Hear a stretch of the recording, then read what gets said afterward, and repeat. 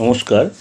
সাপ্তাহিক রাশিফল নিয়ে আলোচনা করব। সাপ্তাহিক রাশি বলতে 18ই ডিসেম্বর টু 24শে ডিসেম্বর সারা সপ্তাহটা কী কেমন যায় তার আগে গ্রহের সিচুয়েশনের বলে রাখি।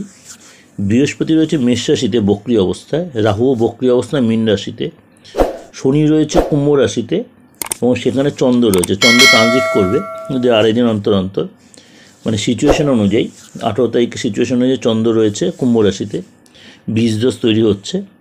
রবি বুধ রয়েছে ধনু রাশিতে, বুধ সেখানে অস্তমিত হয়েছে এবং বক্রী অবস্থায়, বুধ অস্তমিত এবং বক্রী অবস্থায় ধনু রাশিতে রবির সাথে রয়েছে, এবং মঙ্গল রয়েছে আপনার বৃশ্চিক রাশিতে, শুক্র রয়েছে তুলা রাশিতে, কেতু রয়েছে কন্যা রাশিতে। এই হলো গ্রহের সিচুয়েশান। এই অবস্থায়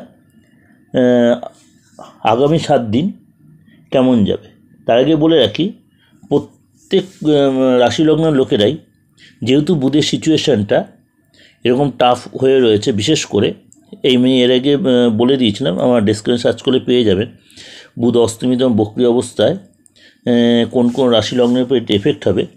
আমি বলছি সব রাশির লোকেরাই, যদি আপনার বাচ্চাটে বুধের সিচুয়েশান খারাপ থাকুক বা ভালো থাকুক, এই কটা দিন অন্তত বুধের মন্ত্রটা জপ করুন এবং পারলে গণেশের পুজো, প্রত্যেক বাড়িতে কম বেশি আশা করি গণেশের মূর্তি বা গণেশের ছবি রয়েছে, অবশ্যই গণেশের পুজো করবেন মোদক বা লাড্ডু দিয়ে এবং দূর্বা দিয়ে।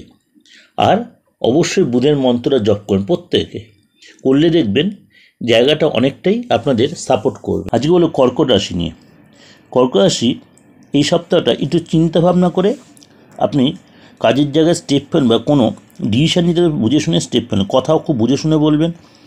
নিজের ব্যবহারে কোনো লোক হয়তো আপনার দ্বারা একটু আঘাত পায় বা হার্ট হবে, এর জন্য পরে আপনাকে অনুশোচন হবে। যে কথা বুঝে শুনে চিন্তা ভাবনা করে, কেন কর্কট রাশি মাঝে মাঝে দুমদাম কোনো কথা বলে ফেলে, একটা স্টেট কাট কথা পরে সেটা জন্য অনুশোচনা করতে হয়, সেটা কিন্তু এই সপ্তাহে আপনার ক্ষেত্রে হতে পারে। নেগেটিভ চিন্তা মাথা দিয়ে বের করে ফেলুন, রাগ জেদ কন্ট্রোল করুন এবং নেগেটিভ লোককে একটু এড়িয়ে চলুন। কিছু লোক আপনাকে কোনো কারণে উত্তেজিত করবে বা ইনসিস্ট করবে, কারোর সাথে অশান্তি করা হবে, সেটা কিন্তু নিজেকে এড়িয়ে চলতে, নিজের বুদ্ধি করে নিজের বিবেকে যেটা বলে সেটাই করবেন, নাহলে কিন্তু পরে এটা নিয়ে আপনাকে অনেক কষ্ট পেতে হবে। 20-21 তারিখটা মোটামুটি আপনার জন্য বেটার হবে।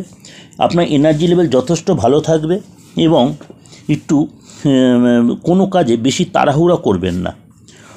কোনো কাজ অনেক, যদি আপনার ব্যবসা করতে যান, কোনো হয়তো নতুন অর্ডার এলো বা নতুন চুক্তির কথার ব্যাপার হলো, ভালো করে কাগজপত্রটা পড়ে নিয়ে সঙ্গে সই সাবুত করবেন।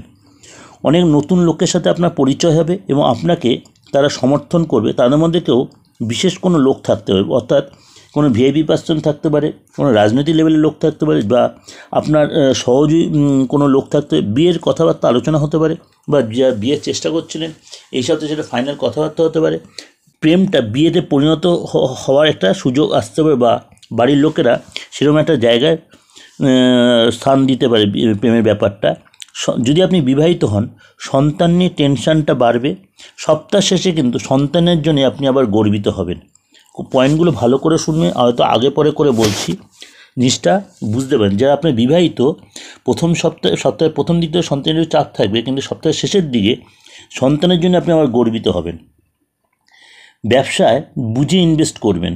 আর শরীর নিয়ে মেন হচ্ছে পেট নিয়ে কোনো প্রবলেম, চোখ নিয়ে কোনো প্রবলেম, মাথার যদি মাইগ্রেনের ব্যাপারে মাথার যন্ত্রণা বা মাইগ্রেনের কোনো প্রবলেম হতে পারে। যাই হোক, এগুলো সবই কিন্তু ওভারঅল ডিসকাশন করছি, অবশ্যই ভালো লাগবে এবং মিলবে, কেন সমস্তটাই গ্রহ রাশির উপর ট্রানজিটের উপরে বেশ করেই বলি, চন্দ্র রাশির উপরে বেশ করেই হয় আলোচনাটা, আমি সেটাই করছি। ভালো অবশ্যই লাগবে, সাবস্ক্রাইব করে নোটিফিকেশনটা অন করবেন আর যতবার লোকেদের শেয়ার করবেন। নমস্কার, ভালো থাকবেন।